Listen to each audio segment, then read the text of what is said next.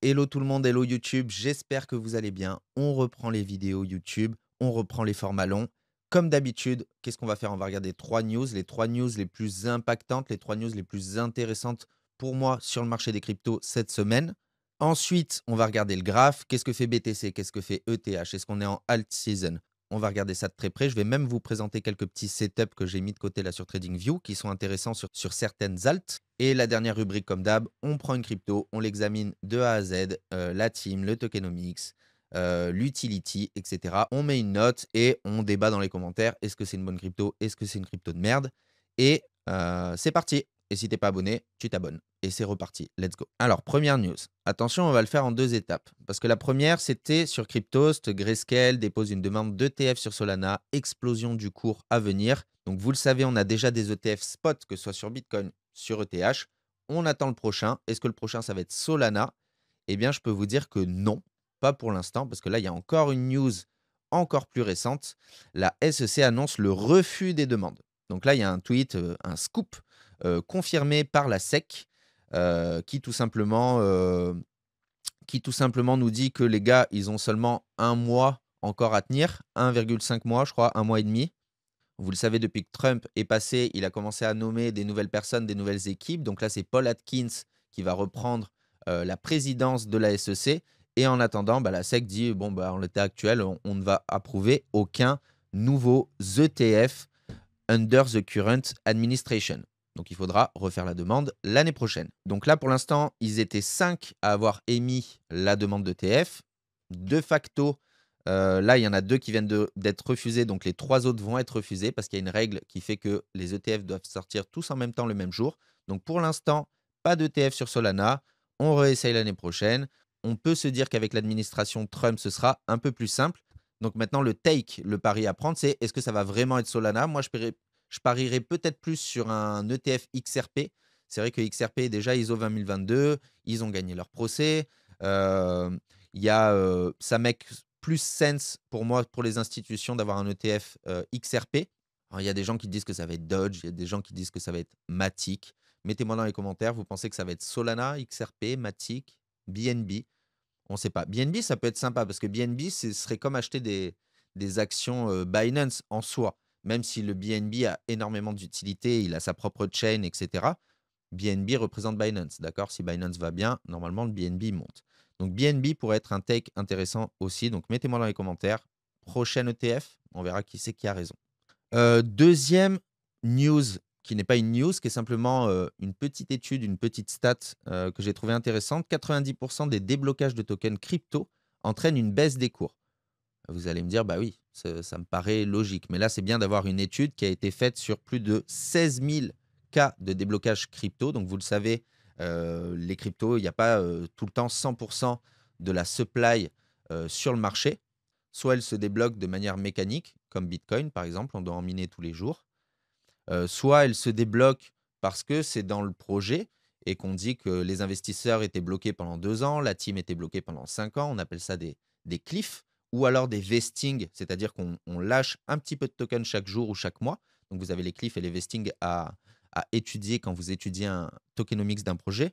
Et évidemment, plus il y a de tokens, plus ça dilue sa valeur. Donc, mathématiquement, c'est censé baisser. Donc, vous avez plusieurs cas de relâchage de unlock de tokens qui ont été étudiés. Vous avez les différents impacts. Quand ça concerne entre 0,1 et 0,5% de la supply, on trouve qu'il y a un impact minimal, d'accord?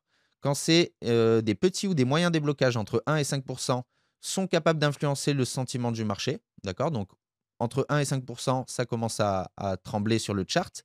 Et par contre, les énormes déblocages et les grands déblocages de 5 à 10%, voire plus, sont des événements considérables avec un fort impact sur le marché.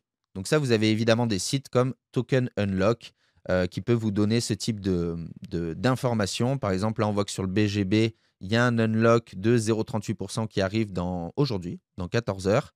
Vous avez les pourcentages ici de 83, de 26, donc pas des déblocages très importants sur Arbitrum, sur Starknet.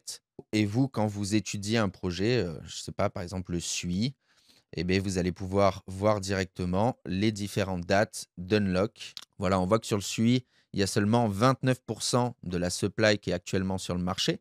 Et vous avez la courbe ici qui vous dit bah, à quelle échéance vont arriver les prochains unlocks. Le prochain arrive dans 22 jours et ça concerne 2,19% de la supply. Donc, comme nous le rapporte l'étude ici, 2%, c'est moyennement impactant. D'accord? Donc, évidemment, faut différencier les déblocages. Il y a les déblocages d'équipe, donc les tokens qui étaient réservés pour la team. Ceux-là sont ceux qui ont le plus d'impact. D'accord? Parce que la team, ça fait 5 ans ou 3 ans que les mecs, ils ne se payent pas. C'est leur seul oseille, entre guillemets. Donc, dès que ça tombe, généralement, les équipes, on a pu le voir dans le passé, elles prennent des profits. Donc, les déblocages d'équipe, c'est les plus perturbants pour le marché. Les déblocages investisseurs, alors les déblocages investisseurs, donc ça concerne tous les fonds d'investissement, venture, business angel, etc., sont pas très impactants. Les impacts sont contrôlés parce que eux, ils ont accès à d'autres outils, par exemple de faire des call options, de faire du market OTC, c'est-à-dire over the counter, c'est-à-dire qu'ils peuvent aller revendre leurs tokens sur le marché gris. Donc, ça ne va pas impacter le marché directement. Donc, les déblocages d'investisseurs, généralement, ils sont plutôt maîtrisés, ils n'ont pas trop d'impact. Les développements d'écosystèmes, ceux-là sont positifs.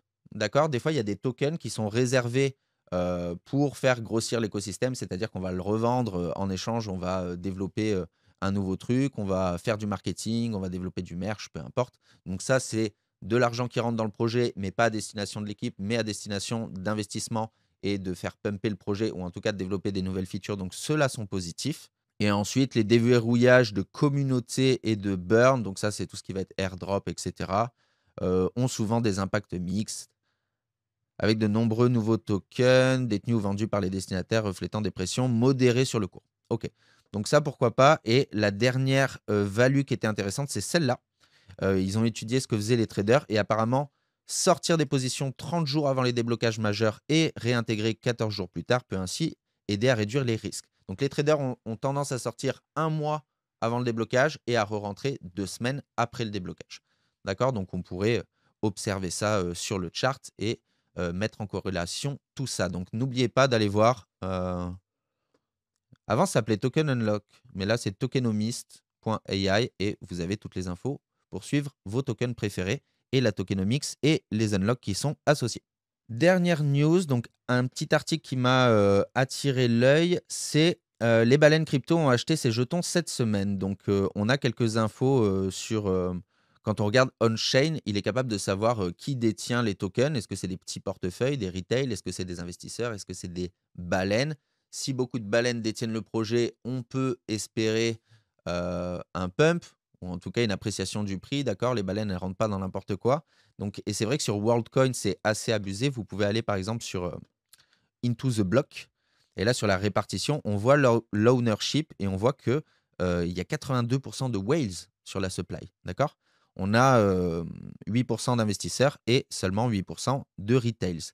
Et là, vous pouvez voir le net flow, large holder outflow, inflow. Donc, vous pouvez voir quand les baleines rentrent, quand les baleines sortent. Donc, c'est les bleus, hein, c'est pas le prix, c'est les bleus.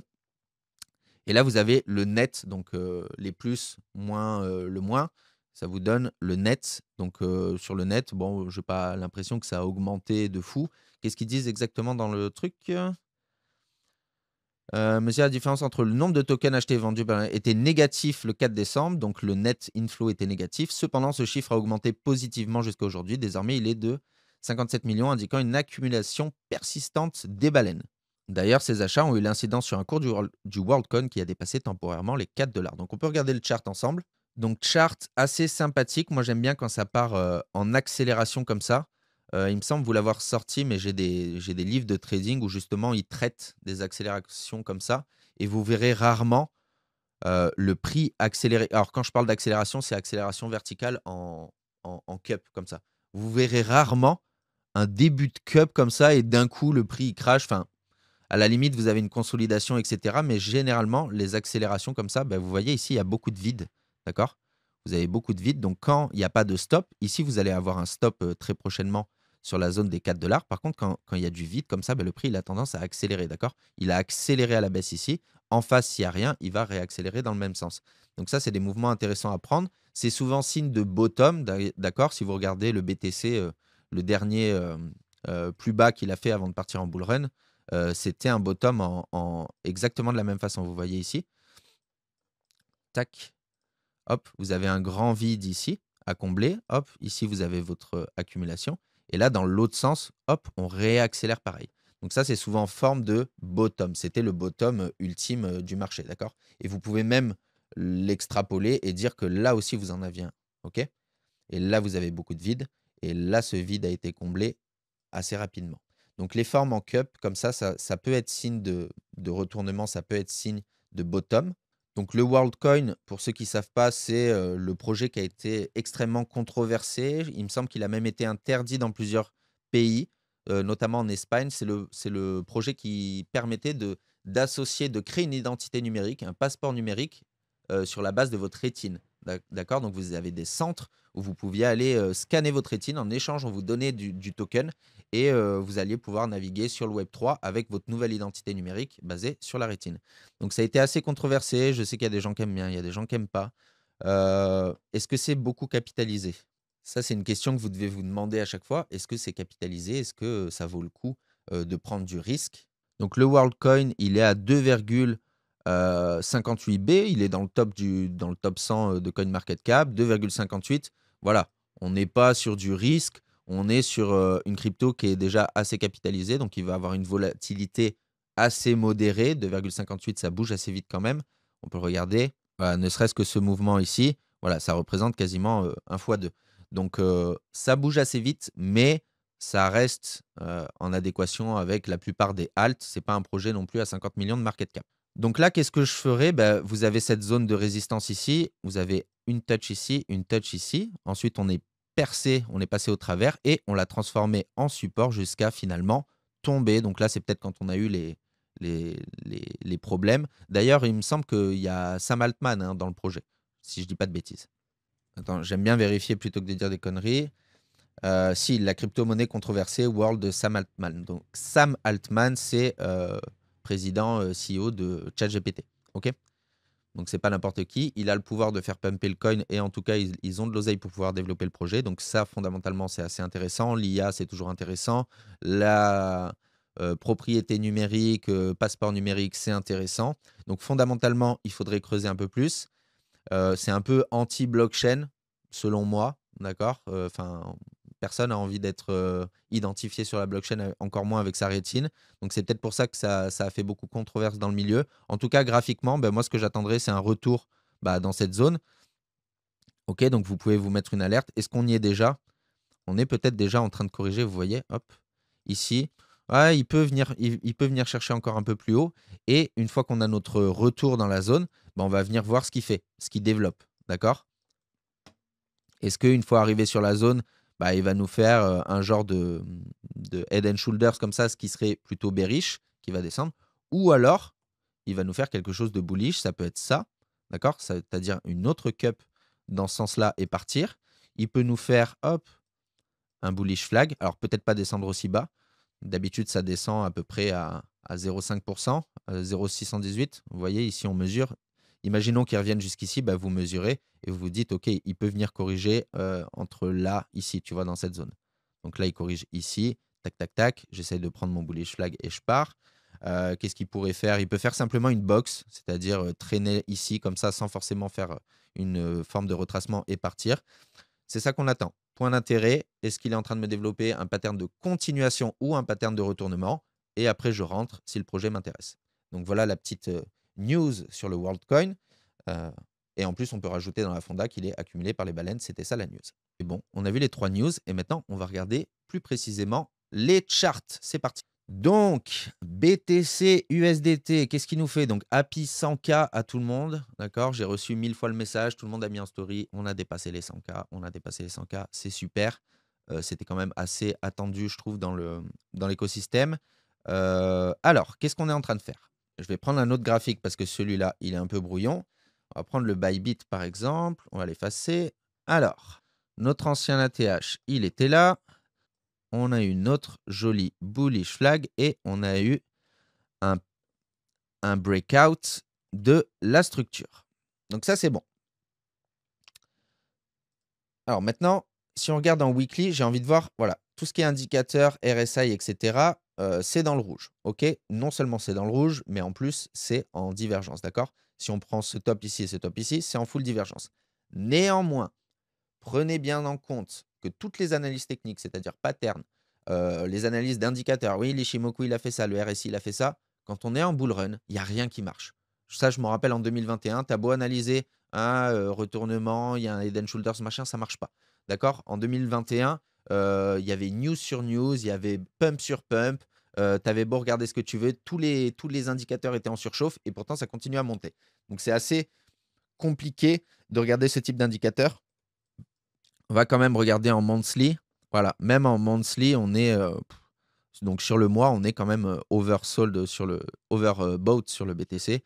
Donc, c'est bien de le voir, mais comme je vous dis, heu, des fois ça n'a pas trop de sens. Alors, il y a eu un move intéressant. Il y a eu un move intéressant, c'est ce reset à cet endroit-là, d'accord? On est venu chercher au-delà des 100 K et vous vous doutez bien qu'il y avait énormément de stop loss, énormément de TP, énormément de prise de profit au niveau des 100 K. Donc forcément, il y a une pression vendeuse. Donc on a une autre pression vendeuse, mais on a assez bien réagi. Les gens avaient mis leurs ordres ici au niveau des 90 000. On voit l'énorme bougie. Donc celle-là, c'est une bougie d'indécision. D'accord? Vous avez les différents types de bougies. Quand vous avez un petit corps en haut et une longue mèche, ça c'est bullish. OK? Pourquoi? Parce que le prix il est pas resté longtemps en bas, il est remonté assez rapidement et ça, généralement derrière, bah, on a quelque chose de bullish. À l'inverse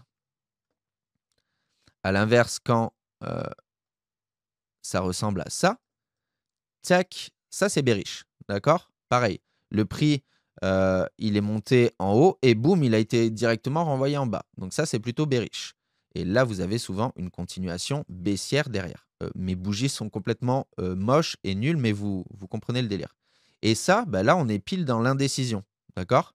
C'est-à-dire que en haut, on n'en veut pas et en bas, on n'en veut pas et on le renvoie dans sa range au 98-99. Donc ça, pour, déterminer une tendance, c'est assez compliqué. Alors pourquoi il s'est arrêté là? Il y a évidemment le côté, psychologique, c'est les 100 K, mais vous avez également, si vous tirez un Fibonacci, tac, on va tirer notre Fibo juste ici. Donc qu'est-ce qu'on fait avec Fibonacci? On mesure un mouvement, donc on mesure, bah, toute la descente du bear market, tac, donc de là à là. Et là, on va avoir des niveaux intéressants. Par exemple, ici, vous aviez la Golden Pocket, d'accord? C'est l'endroit le plus intéressant pour acheter, quand vous aviez le retracement ici. Et là, on tombe sur les 1,618. Vous avez une extension au-dessus, d'accord? Donc non seulement il y a les 100 K qui ont freiné, mais vous avez aussi ce niveau. Et chaque niveau va être une résistance. Ici, le prochain niveau, qui est à 155 000, va être une résistance également, va être une potentielle prise de profit. Si on regarde en 2021, donc là, je vais prendre un autre chart, je vais prendre le All-Time History Index. Tac, tac, tac. Bon, ça, on verra plus tard le fan de Fibonacci. Si je regarde en 2021, donc là, on va prendre le top de 2017. On va prendre le point le plus bas. Donc là, on mesure. Et là, normalement, vous allez voir. Hop. 1,618. Ici, il a bien acte comme support. OK. Donc là, il a bien fonctionné. Là, il acte comme résistance. Donc le niveau existe, le niveau est pertinent. OK. Et ensuite, ici, pareil, 2,618. Tac. Bon, là, c'est un peu plus random, quoique ici, il fonctionne aussi. Vous voyez, tous ces niveaux fonctionnent. Et là, bah, les derniers tops étaient ici sur les 3,618. D'accord? Donc, c'est des niveaux qui fonctionnent, plus ou moins. Je trouve qu'ils fonctionnent, plus- je trouve qu'ils fonctionnent assez bien. Je trouve qu'ils fonctionnent assez bien ici. Et là, vous allez pouvoir faire exactement la même chose. Donc, comme on était en train de le faire sur Bybit. Donc là, premier point qui va être un point de friction. Deuxième point, 155 000. Et si on se base sur le bull run de 2017, si on prend le retracement de 2017 à 2019, on le mesure et ensuite on a une autre bull run 2021, on est allé jusqu'au 3,618. Donc, ce qui nous amènerait à 200 000. En tout cas, évidemment, ce n'est pas une science exacte. Les mouvements passés ne prédisent pas le futur, mais basez-vous quand on est en price discovery, c'est-à-dire qu'on n'a rien à gauche pour se référer, d'accord?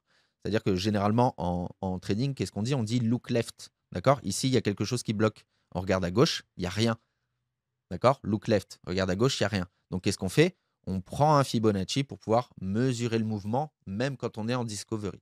OK? C'est le seul truc qu'on peut faire. On n'a pas grand-chose pour mesurer et pour, se donner des targets, à part les targets psychologiques, les 100 000, les 150 000, les 200 000 et vous voyez finalement, on est sur des targets psychologiques, hein, 101, 155 et 208, OK? Donc, on se base sur les psychologies, mais on se base également sur les Fibonacci. Le truc de tout à l'heure, le fan, ça c'est un outil qui est assez intéressant, j'ai envie de vous le montrer aussi. Donc on va aller prendre sur, le chart de Binance. Alors, voilà, il était tracé ici. Donc qu'est-ce que ceci? C'est toujours un Fibonacci, mais c'est un Fibonacci en 3 dimensions. D'accord? Quand vous tracez un Fibonacci, il est en 2 dimensions. C'est-à-dire que vous avez le point bas, enfin vous avez le point haut, pardon, vous avez le point bas et là vous tracez votre Fibonacci. En fait, vous voyez ici, le temps n'a pas d'importance. Vous voyez bien? Je peux le placer ici, je peux le placer là. Vous voyez, ça ne change absolument pas les traits. Il y a seulement 2 dimensions. Enfin 2 dimensions. Il y a même une dimension, hein, c'est, le prix 1 et prix 2 et ça vous donne une extension. Le Fibonacci en j'allais dire en portefeuille, mais c'est en fan, pourquoi en ventilateur? Enfin bref. Oui, ça peut faire un fan. OK, je vois ce qu'ils veulent dire. Ça, c'est en 3 dimensions. C'est-à-dire on a 3 points comme ça. D'accord? On a ce point ici, on a ce point ici, on a ce point ici. Donc qu'est-ce qu'on va venir mesurer? On va venir mesurer une extension et un retracement en même temps. Donc ça peut être un bull market et un bear market. Donc ça, c'est intéressant et c'est exactement ce que j'ai tracé ici. Et là, vous voyez que quand vous le tracez, donc l'outil, il est, que je dise pas de bêtises, je le retrouve pas, bah, dans les Fibonacci. C'est ici, c'est le pitch fan. Pitch fan. Donc là, vous avez votre point bas, vous avez votre point haut et là, vous avez votre point bas. Donc là, vous voyez bien que c'est en 3 dimensions dans le sens où il y a une échelle de temps. Il y a le temps qui est pris en compte, d'accord? Si je le place ici, si vous voyez mon top, il serait ici et là, vous voyez bien qu'il y a une autre, dimension, c'est-à-dire déjà il y a 2 dimensions, il y a un up et un down et il y a une dimension de temps également. Vous voyez bien que ce top ici, si je le déplace, vous voyez, ça déplace toute la structure, d'accord? Et si je le déplace, s'il avait atteint le top à cet endroit-là, bah là, vous voyez bien que c'est pas pareil que s'il l'a atteint à ce moment-là. Et s'il l'atteint plus tard, vous voyez que ça déplace tout le fan. Et là, par exemple, ici également, si on avait atteint notre bottom plus tôt, vous voyez, ça déplace l'entièreté du truc. Donc là, il y a plusieurs dimensions. Ça, je l'avais déjà présenté sur ma chaîne et vous allez voir un truc qui est assez incroyable. Donc, on prend Bull Run 2018. Bull Run 2018, retracement. Bull Market, Bear Market. Donc, ça veut dire que votre fan, il est tracé à ce moment-là. D'accord? C'est-à-dire que en 2018, alors là, vous n'auriez pas pu le faire. Je suis en train de dire une connerie. Regardez pourquoi. Là, il n'y a personne qui peut me dire que ça, c'était le bottom. Comment on sait que c'est un bottom? Ben, on va attendre au minimum un changement de structure. Donc, on va dire que notre changement de structure, il est là. Là, vous êtes incapable de dire c'est le bottom, d'accord? Ce sera le bottom une fois qu'on a eu un changement de tendance. Le changement de tendance, on va le prendre ici. C'est le plus. Voilà. Là, il y a un changement de tendance. Ça veut dire que en mai 2019, vous étiez capable d'avoir ça sous vos yeux, ce graphique. D'accord?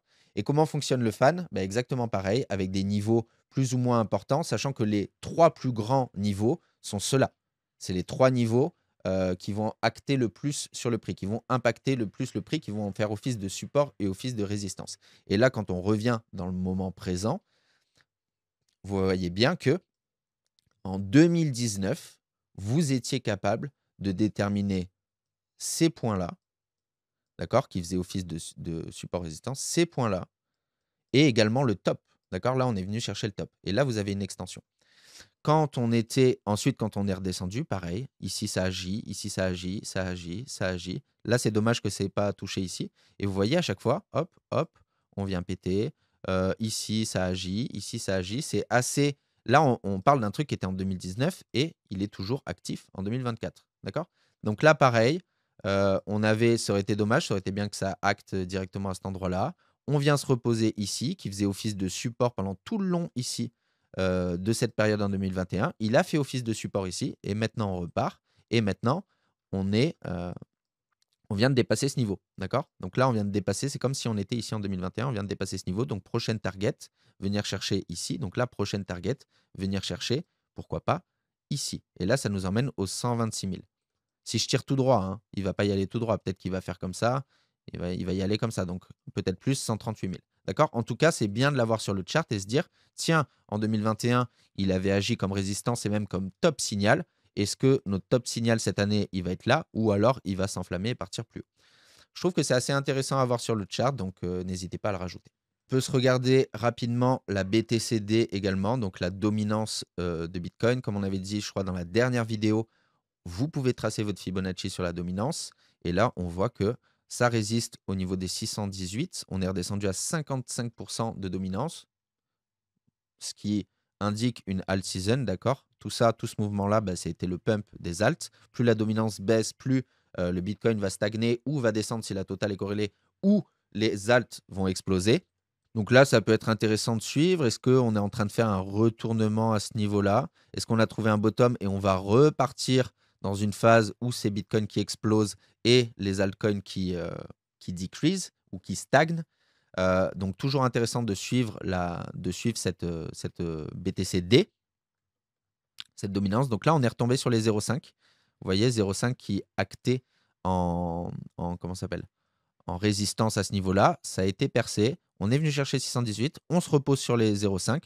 Je pense qu'il va continuer à stagner ici avant de repartir. D'accord? Je ne pense pas qu'il va descendre encore plus bas. S'il descend encore plus bas, ben là, ça va être la méga alt season. Mais là, la alt season est déjà bien overextend. On peut regarder d'ailleurs un des indicateurs qui s'appelle alt season index. Vous avez ici, boom, alt season index. Vous êtes déjà à 71. D'accord? Et là, on peut voir qu'on est monté très très haut. On est monté à 88.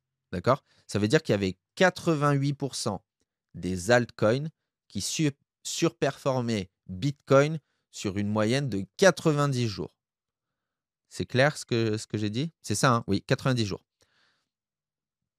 Donc sur 90 jours, là, vous avez les performances de BTC qui est de 79% et vous avez 80 altcoins. Donc ça, c'est les 100. Ah non, c'est les top 50. Donc vous avez 40 altcoins qui étaient devant Bitcoin. D'accord? On considère que c'est une alt season si 75% des altcoins surpassent Bitcoin. OK? Et quand vous êtes ici, quand vous êtes en bas là, quand vous êtes à 16 ou quand vous êtes à 16, à 20 ou en tout cas dans cette zone, mais c'est quand il y a seulement Bitcoin qui est en train de performer. D'accord? Vous avez Bitcoin qui est tout en haut et vous avez tous les altcoins derrière. Et vous avez seulement 16% des altcoins qui dépassent Bitcoin. Donc ça, c'est la Bitcoin season. Là, c'est la alt season. Donc là, c'est un range. D'accord? Dès que ça touche en haut, bah, ça a plutôt tendance à redescendre en bas. Dès que ça touche en bas, ça a plutôt tendance à remonter en haut. C'est assez basique. D'accord? Euh, le mieux quand même pour acheter des alts, bah, c'est quand on est dans cette zone-là. Le mieux pour acheter du Bitcoin, c'est quand on est dans cette zone-là. Il n'y a pas de secret, c'est assez parlant comme graphique. OK? ETH, qu'est-ce qu'il est en train de nous faire? Il est de retour sur son comment ça s'appelle? Sur son support. On n'a pas pété l'ATH. L'ATH, il est à 4800. On n'a pas pété cette structure encore. On n'arrive pas à sortir d'ici. Donc là, encore une fois, alerte. Qu'est-ce qu'il est en train de nous faire? Est-ce qu'il va c'est assez pentu, hein, ce mouvement, hein. Je pense qu'il va y avoir une correction quand même. Ici, même ici, ça n'a pas été corrigé, mais ça, pourquoi pas? Je pense qu'on va avoir une petite correction ici avant de partir, mais ETH, assez intéressant à prendre pendant la correction. Je ne vais pas m'étendre sur le sujet. Ce que je voulais voir, c'est il y a 4 setups que je suis en train de regarder en ce moment, hors fonda, hein. Je ne parle pas de fonda des projets, je parle que des setups. WAXP, WAXP qui m'a fait un joli falling wedge ici en 2022, un énorme falling wedge ici. On sort de ce falling wedge, on vient retaper dessus. Donc ça, c'est assez récurrent sur ce type de pattern, c'est-à-dire qu'on vient reconfirmer. Et là, qu'est-ce qu'il me fait? Hop, un petit bol, une petite tasse, comme on en parlait tout à l'heure. Accélération, ici, il n'y a rien qui me stoppe. Ici, j'accélère. Qu'est-ce qu'on fait? Je touche le top. Est-ce qu'il va me faire ça? Est-ce qu'il va me faire ça? Est-ce qu'il va me faire ça? Hop, toujours intéressant de prendre ce type de pattern. En fait, c'est les bottoms que je suis en train de chercher, d'accord? Les potentiels bottoms. Vous avez énormément d'alt, XCH, DOT, EGLD, SOL, etc. Ça fait longtemps qu'ils ont trouvé leur bottom. Donc là, je suis en train de chercher des cryptos qui ont potentiellement set up leur bottom. Donc, est-ce que le bottom de cette crypto, bah, il était là? D'accord? On est venu raser le bottom. Donc là, le bottom il était à 0,04. On est venu raser le bottom. On est venu faire un super pattern de retournement. Est-ce que là, c'est parti? Il va s'enflammer. Donc là, potentiel bottom sur WAXP. Potentiel bottom sur DYDX également.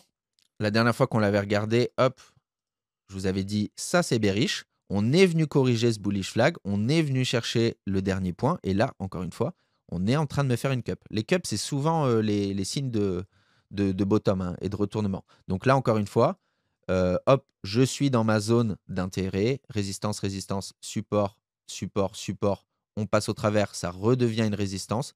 Donc là, ça redevient une résistance à ce moment-là. Est-ce qu'on va venir corriger? Vous voyez, là, j'étais déjà en train de calculer ma leg. Alors, ce n'est pas ici qu'il faut la calculer, ce serait plutôt ici. Et il est à l'envers. Attendez. Donc, ma leg, je la prends de ici. Non. Fibonacci, Fibonacci ici. Donc, je prends le point le plus bas, je prends le point le plus haut.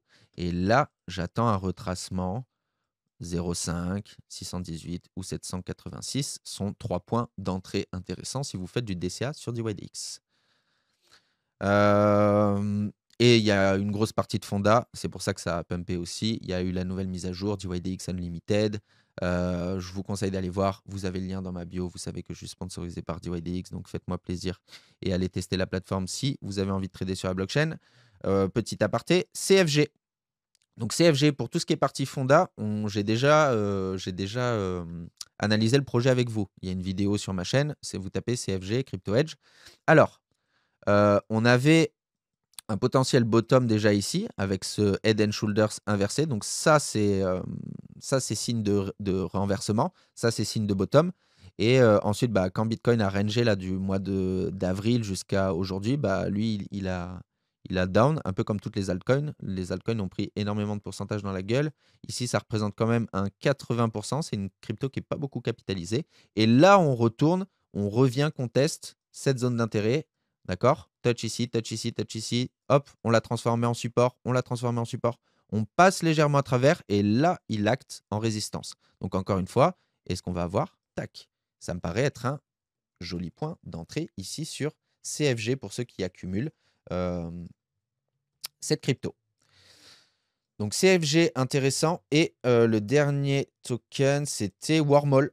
Donc, Wormhole, pareil. Est-ce qu'on est en train de faire un bottom ici? Vous avez, bon, moi, j'aime pas trop ce pattern, hein, les gens qui disent: «Ouais, il y a un double bottom, un W». Je traite pas ça. C'est pas considéré comme un pattern pour moi. C'est pas considéré comme une figure avec un bon rendement pour moi. Ce qui est intéressant, c'est, c'est surtout le tabassage de la résistance, d'accord? Tabasser 1 fois, 2 fois, 3 fois, 4 fois. Donc ça, c'est intéressant. Ça peut être signe que la résistance va bientôt craquer. Et le deuxième truc intéressant, c'est toute cette zone de vide à cet endroit-là, d'accord? Comme je vous l'ai dit tout à l'heure, s'il y a rien à gauche, on est ici, look left. Le prix, une fois qu'il va casser ça, là, il va s'envoler minimum jusqu'ici, d'accord? Minimum jusqu'au 0,73 $. Donc, vu que c'est une crypto qui est assez capitalisée, ça peut nous faire un joli x2. Donc là, pareil, j'agis sur une résistance. Est-ce qu'il est en train de me développer un pattern? Je descends en 1 heure. Pour l'instant, ça ressemble à rien. Qu'est-ce que je peux faire également? C'est mesurer ma leg. D'accord? Donc, hop. Regardez, ici, vous avez une leg. Elle est corrigée. Extension, retracement. On vient corriger dans la pocket, dans la golden pocket, et on repart. Là, on fait la même chose. Extension. On mesure cette extension. Hop. On vient corriger. Alors là, il faut que j'enlève parce que du coup, il y a trop de trucs.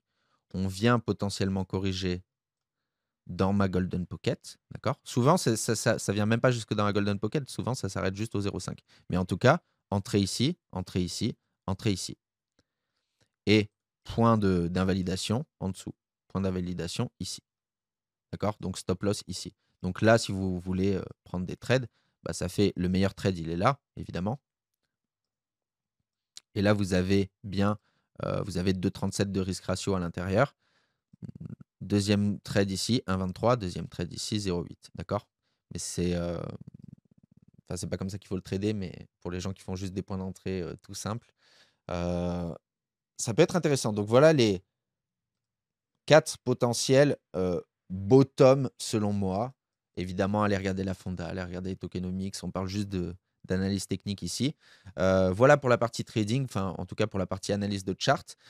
Généralement, ce que je faisais, c'était le mercredi soir, je prenais 2 heures, voire même 3 heures et on regardait tout ensemble. On regardait les charts, on regardait les tokenomics. On faisait, un peu plus de trading. C'est quelque chose que j'ai envie de reprendre, mais il me semble que le mercredi soir, il n'y avait pas beaucoup de monde ou autre. Alors après, c'était pas le bull run. Proposez-moi des dates en dessous, des potentielles heures. Si vous voulez qu'on fasse des streams comme ça de plusieurs heures, on analyse des tokens, on peut trader ensemble, et ce sera avec plaisir. Alors, dernière rubrique, on étudie un projet crypto ensemble de A à Z. Alors d'habitude, soit je le prends dans les commentaires, donc continuez à mettre dans les commentaires si vous voulez que j'analyse un token pour la semaine prochaine, soit je le choisis moi-même parce que je vois qu'il y a une bonne opportunité. C'était le cas de la semaine dernière, je vous invite à aller voir la vidéo si vous ne l'avez pas vue, c'était Cetus. D'ailleurs, est-ce que Cetus a bien pumpé? Je n'ai même pas regardé. Cetus, assez intéressant. OK, la vidéo était, par là, je crois. Donc, OK, là, il est en train de dump. Pourquoi pas bon, on va pas analyser Cetus maintenant, mais allez voir la dernière vidéo.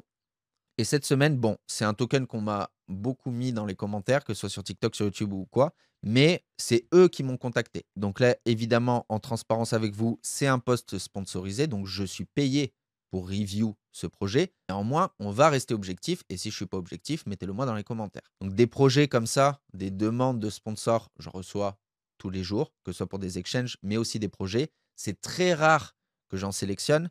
Là, si je l'ai sélectionné, c'est parce qu'on me l'a recommandé, c'est que je sais qu'il y a beaucoup de personnes qui attendaient l'analyse de ça. Donc autant qu'allier l'utile et l'agréable, c'est-à-dire que je fais ma vidéo et en plus je suis payé et en plus le projet est pas mauvais.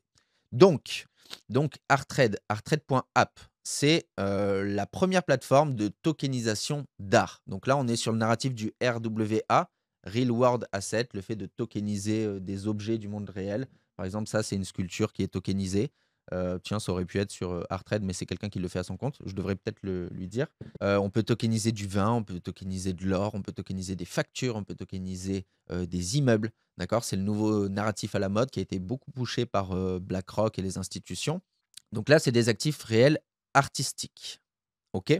Donc on a une marketplace, c'est-à-dire comme un Amazon ou peu importe, où on va pouvoir acheter directement des œuvres d'art sur la blockchain. Elles sont certifiées sur la blockchain et on va pouvoir les acheter via cette marketplace. Donc là, par exemple, vous avez un Bape Banksy à 16 000 ATR. Je ne sais pas combien ça représente. Ça fait 783 $. Pourquoi pas?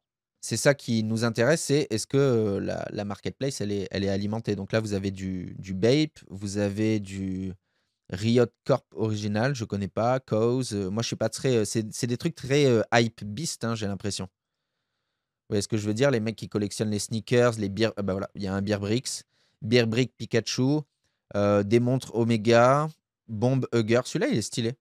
Celui-là, il est sympa. 27 000 ATR. Ça fait beaucoup, ça, non? Ça fait beaucoup là. Ah non, c'est une offre. D'accord. Donc vous pouvez soit vendre directement sur la marketplace ou faire des enchères. Donc ça, c'est cool. Vous avez des Beer Bricks, vous avez des Andy Warhol, vous avez des Scarface Movie Production. Pourquoi pas? Donc, pas mal de trucs. Donc pas mal de trucs ici. Vous avez la partie fragments également. Donc ça, c'est intéressant. La tokenisation. L'une des principales utilisations, l'un des principaux avantages, c'est la fragmentation. D'accord? C'est-à-dire que je ne suis pas obligé d'acheter un immeuble à 300 000 € tout seul. Je peux acheter seulement une partie, 10% de l'immeuble ou 15% de l'immeuble et recevoir mes rentes en proportion. Bah là, c'est pareil, ils ont tokenisé un Pablo Picasso, donc ça va, ça pèse un petit peu, qui coûtait 200 000 $ et donc il a été fragmenté et acheté par 159 personnes différentes. Donc vous auriez pu, sur Artrade, acheter 1% d'un Picasso et vous la péter sur votre portable et dire ouais, je suis propriétaire d'un Picasso à hauteur de 1%. Donc, fractionner des milliers de jetons fongibles, construit sur Solana, ça c'est intéressant, on ira voir le token juste après. Investissez dans le top 10 de l'art mondial avec Artrade. Ok, donc ça c'est la partie produit. Le produit fonctionne, c'est une marketplace. On peut faire des achats, on peut faire des fragmentations et on peut faire des enchères.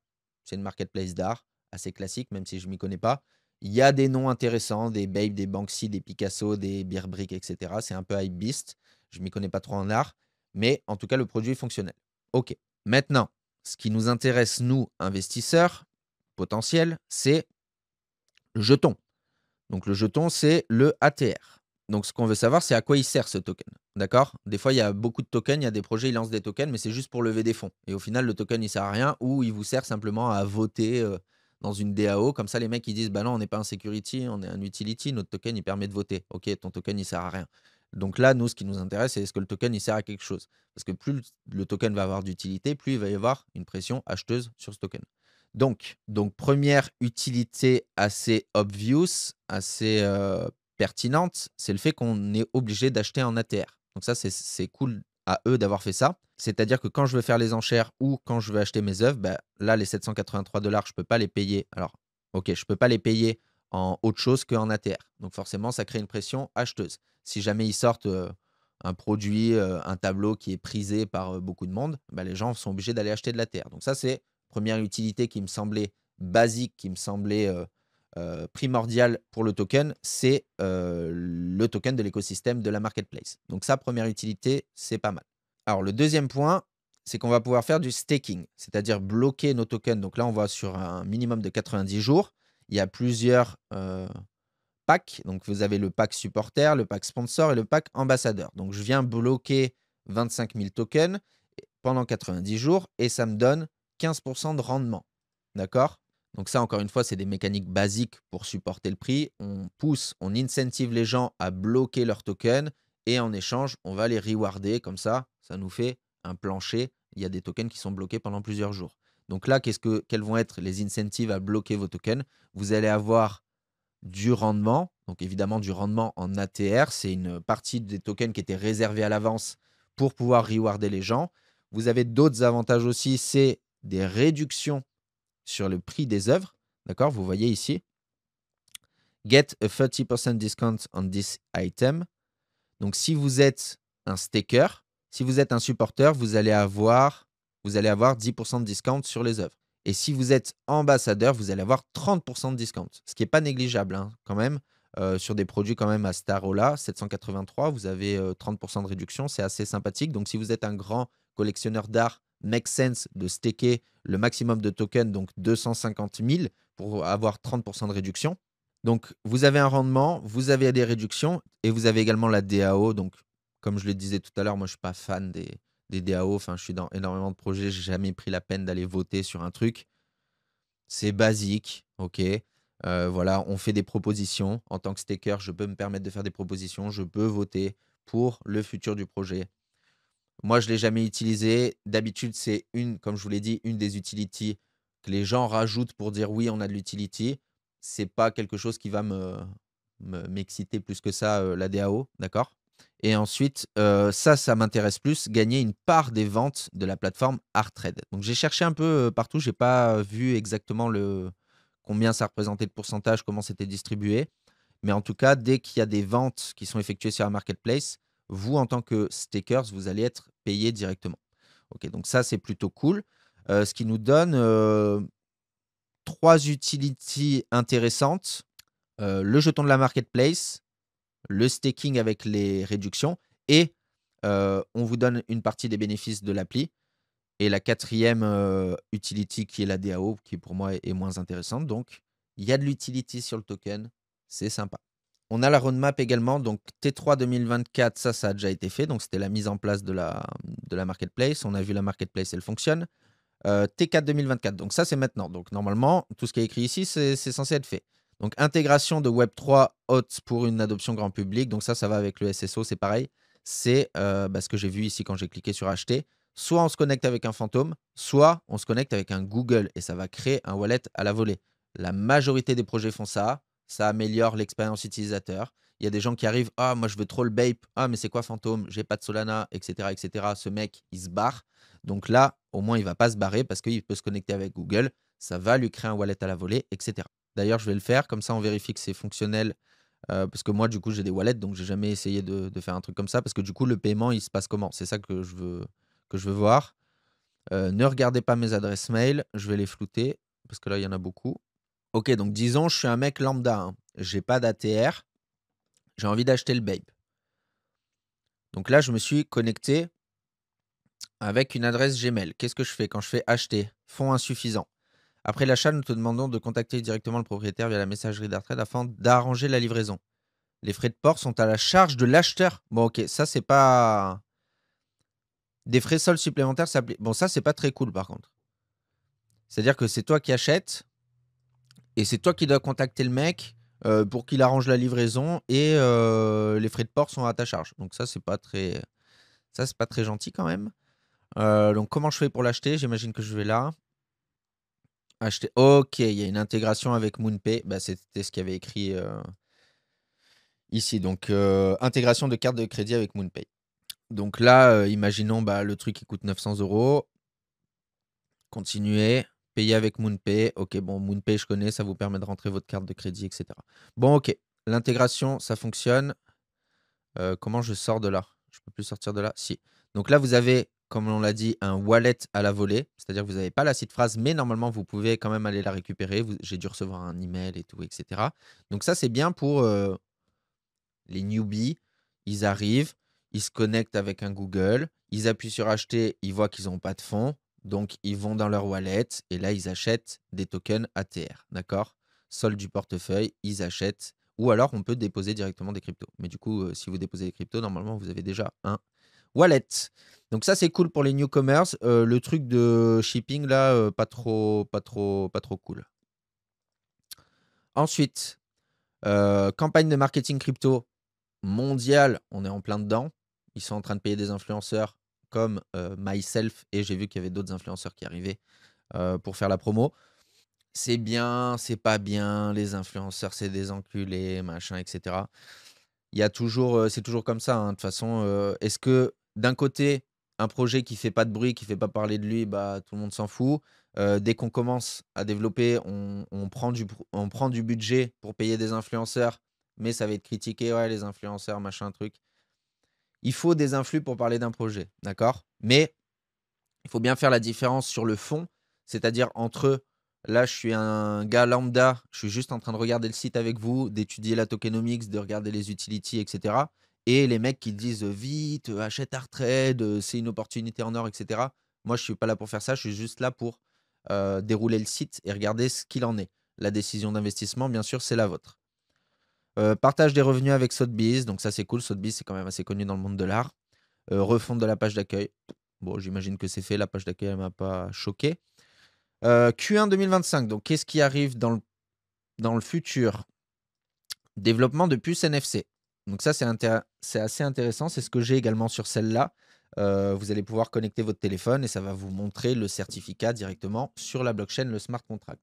Donc ça me paraît logique dans une expansion ou dans une logique de tokenisation. Quand je reçois le produit, bah, j'aimerais bien qu'il y ait un truc qui certifie que c'est le bon. Vous avez Kalichain qui fait ça, vous avez pas mal de blockchains qui le font. Intégration d'expédition, donc ça merci parce que là, le truc de contacter le gars et les frais sont à ma charge et tout et cetera, c'est pas trop cool. Donc là, c'est bien que ce soit dans les projets pour 2025. Amélioration de l'UX, ça m'a pas choqué. Ou est-ce que c'est peut-être, non, ça me paraît basique quoi, on arrive à sur mobile, non, sur mobile, c'est assez basique. Donc ouais, amélioration de l'UX, pourquoi pas? Enfin moi ça me plaît déjà, l'expérience utilisateur est bonne. Partenariat stratégique, bon c'est un peu flou. On sait pas ce qu'ils veulent faire.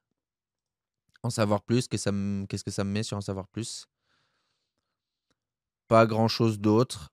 Bon là, j'ai l'impression qu'ils ont juste rempli le tu vois, genre ça, on s'en fout. Enfin, de mon point de vue, ça, on s'en fout. Ça, on sait pas ce que c'est. Ça me paraît basique, mais je vois pas en quoi c'est un plus pour, enfin, c'est un plus pour, la garantie du truc, mais c'est pas non plus, la feature qui va me rapporter, 1 000 000 $, quoi. Ça me paraît assez basique. Ça, par contre, il faut le faire. Intégration d'expédition. Maintenant, si on se creuse la tête, qu'est-ce qu'on pourrait avoir d'autre? Moi, je suis pas dans l'art, donc je sais pas quels sont les soucis de cet écosystème et de ce milieu-là.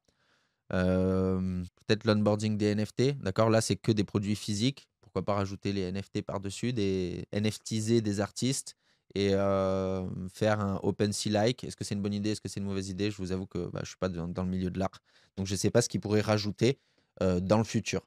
Mais on est un peu sur notre faim, on n'a pas envie que le projet il s'arrête. Vous voyez ici, il y a ça, OK, ça va être vite fait et ça va être vite fait. Désolé, hein, je sais que c'est pas vite fait, mais vous voyez ce que je veux dire? On veut plus de développement par la suite. Nos programmes Solana ont été audités avec Fuseland. Bon, ça, c'est basique d'auditer les projets et c'est à peu près tout. Donc là, ce qu'on a envie de voir également, c'est est-ce qu'il y a de l'activité? D'accord? Est-ce que c'est un projet mort et justement, ils essaient de relancer avec des influenceurs où il y a un peu d'activité. Donc 88 000 followers, c'est bien. Des petites vidéos un peu travaillées, c'est bien. Des petits jeux concours. On peut voir qu'il y a quand même pas mal de gens qui participent là aux jeux concours, hein. Si tout ça là, c'est des numéros de wallet. OK, bon, il y a quelqu'un qui a gagné une photo de Snoop Dogg. ATR is set to be listed on one of Europe's leading crypto brokers. Donc ça, c'est intéressant. C'est-à-dire qu'on va avoir un listing prochainement. On n'a pas encore vu sur CoinMarketCap où c'est qu'il était listé, mais on est sur de la plateforme retail, d'accord? Vous savez, moi, je bosse beaucoup avec Bitpanda. C'est destiné un petit peu à monsieur tout le monde, et cetera. En tout cas, c'est très facile d'utilisation. eToro, très facile d'utilisation. Trade Republic également. Swissborg également. Kraken également. Donc, on part sur une plateforme assez mainstream. Moi, si je devais prendre un guess, je dirais Bitpanda. J'ai aucune info, hein. J'ai aucune info, que ce soit de la part de Bitpanda ou de la part de Hardtrade. Mais si je devais prendre un guess, c'est vrai que j'ai déjà vu Bitpanda. En fait, je le vois pas sur Trade Republic. Trade Republic, ça me paraît beaucoup trop early. eToro, ça me paraît trop early. Pourquoi pas un Bitpanda Swissborg? Et peut-être que je me trompe, hein, et ça va être sur ça, je sais pas ce que c'est par contre. Ou soit ça va être sur Kraken. Donc assez bonne news. Ça date de quand? Décembre 7. OK, bon, bah, ça va arriver alors. Ça va arriver. Donc ça, c'est intéressant. Ils participent aux événements Miami Art Basel, c'est quand même un énorme truc. Il y a Rug Radio et tout qui organise des trucs là-bas à chaque fois, c'est assez gros. Sold Out avec Sotheby's. La fameuse photo de Snoop Dogg a gagné 10 à 30 000 $, c'est intéressant. Ça m'intéresse. Ça m'intéresse parce qu'on n'a pas plus d'infos que ça sur le site. Donc ça, c'est le revenu sharing. 2228 ATR, donc environ 11 000 $, ont été distribués sur les stakers. Donc ça, c'est intéressant parce que quand on est stakers, on reçoit des jetons, mais bah, c'est les jetons de ton projet, en fait. Tu vois ce que je veux dire? En fait, tu dilues ton propre projet, il n'est pas backé par de la valeur réelle. Alors que là, on vient redonner de la valeur réelle derrière en incluant des vraies thunes. Vous voyez ce que je veux dire? Là, le Bape, la sculpture, quand elle est achetée, le mec qui a payé derrière, c'est avec des vraies thunes, d'accord? C'est avec des euros, c'est avec des dollars. Donc là, on vient donner une valeur intrinsèque à ces tokens ATR. Donc ça, c'est intéressant. De ramener de la vraie valeur et pas simplement distribuer des tokens du projet et diluer le projet. Des influenceurs qui parlent, Omega, Sold Out, et cetera. Petit sponsor avec Opulus, partnership avec Opulus. OK, OK, ça me va. Il y a de l'activité sur le projet. On va terminer la review en allant, sur CoinMarketCap, voir d'autres metrics. Premier truc qui doit vous choquer quand vous ouvrez ça, c'est 2 choses. Une bonne et une moyenne bonne nouvelle. Ça dépend, comment vous vous placez. Alors la très bonne nouvelle, c'est que 100 des tokens sont distribués. D'accord? On voit ici total supply 1,31 et circulating supply 1,31. Donc là, il y a pas d'histoire de unlock, il y a pas d'histoire de on va se faire, prendre 80 du token dans la gueule. Ça, c'est une bonne nouvelle. Par contre, l'autre truc qui choque, c'est ça. 64 millions de market cap, c'est très faible, d'accord? Qui est très faible, 64 millions. C'est même pas dans le top, voilà, c'est dans le top 638. Ça veut dire que c'est extrêmement volatile. On va aller regarder le chart. Donc là, vous voyez, par exemple, ici, il y a eu un mouvement novembre, 5 novembre. Tac, ça bouge de 500 en un mois. D'accord? Plus la market cap elle est faible, plus la volatilité va être assez extrême. Que ce soit à la hausse, là, je viens de vous montrer un mouvement à la hausse, mais à la baisse également. Ne serait-ce que de passer de là à là, c'est un moins 82 dans votre wallet. D'accord? Donc attention quand vous investissez sur des projets avec des capitalisations aussi faibles. Il y a des gens qui préfèrent attendre que le projet ait fait ses preuves et qu'il soit peut-être à 200, 300 millions de market cap. Et OK, il y a suffisamment de holders, il y a suffisamment d'argent à l'intérieur, c'est un peu moins volatile, c'est un peu moins risqué et je rentre dans ces eaux-là. Là, rentrer en dessous de 100 millions de market cap, C'est, entre guillemets, «à vos risques et périls». D'accord? D'un côté, il y a beaucoup de gains à aller chercher, mais il y a beaucoup de risques et beaucoup de pertes potentielles également. Donc c'est pas un token que je recommanderais de trader, en tout cas. Si le projet vous intéresse, bah, vous holdez tout simplement vos tokens et vous êtes prêt à assumer les moins 80 potentiellement. Mais, là, venir trader sur des capitalisations aussi faibles, généralement quand la capitalisation est très faible, tout ce qui est pattern de trading, RSI et tout et cetera, ça fonctionne pas. Parce que vous voyez ici, là, par exemple, on a vu qu'il allait y avoir une plateforme qui va sortir. Si demain Swissborg ou Bitpanda ou quoi, ils font l'annonce, bah, ça peut, partir à la hausse, comme partir à la baisse si ça a déjà été pricé et ça va bouger très fortement. Donc 64 millions de market cap, le token est release, ça c'est intéressant. On a pas mal d'exchanges déjà, on a BitGet, Mexicgate, Bitmart, CoinEx et cetera. Donc ça, c'est plutôt du tier 3, d'accord? On classe les exchanges comme ça, tier 3, c'est-à-dire bon, bah, vas-y, il y a toutes les cryptos dessus. Tier 2, BitGet, c'est assez intéressant. Quoique BitGet, c'est quasiment tier 1, hein, j'ai envie de dire. Donc il y a déjà un gros exchange à l'intérieur. Il y en a un autre qui arrive apparemment. Je n'ai pas plus d'infos que ça. Il y a pas trop d'infos. Bon, il y a de l'info sur la team. Il y a pas trop d'infos là sur, les VC ou autres. 4,3 sur le rating. Bon, je vous avoue que ça, j'ai jamais regardé, à quoi ça servait. En tout cas, il y a de l'activité. Alors, si on regarde plus en détail le chart et encore, comme je vous dis, l'analyse technique sur des projets, low cap, c'est assez compliqué. Mais là, vous avez, hop, potentiel support ici. On vient, hop, on est rejeté à ce niveau-là et là, on est en train de traîner à l'intérieur également. D'accord? Pour moi, la zone d'activité, elle est là, hein. La zone d'activité, elle est là. Est-ce que ici, on a fait notre bottom, encore une fois, en forme un peu arrondie? Ici, on n'a rien. Look left, on n'a rien. Donc, si ça part, ça pourrait partir fort potentiellement. Attention, je dis bien potentiellement. Donc là, ce qu'il faut regarder, c'est qu'est-ce qui se passe ici? Qu'est-ce qui se passe ici? On descend en 1 heure. Vous voyez, regardez. Je vais vous montrer ce que ça donne 64 millions de market cap. C'est-à-dire que si vous êtes rentré hier, et là, on est le 9. Là, vous êtes rentré ne serait-ce que ce matin, à 1 heure du mat. Là, vous avez déjà perdu 26. OK? Ça bouge extrêmement vite. C'est très volatile. Donc, ah, tiens, il y a une petite cup ici. Petite cup intéressante ici. Donc, faites très attention. Encore une fois, vous pouvez vous tracer votre petit Fibonacci. On prend le point le plus bas, on prend le point le plus haut. Ici étant les zones de recharge intéressantes, c'est-à-dire qu'on vient retracer cette extension, extension, retracement. Les zones de retracement sont souvent celles-ci.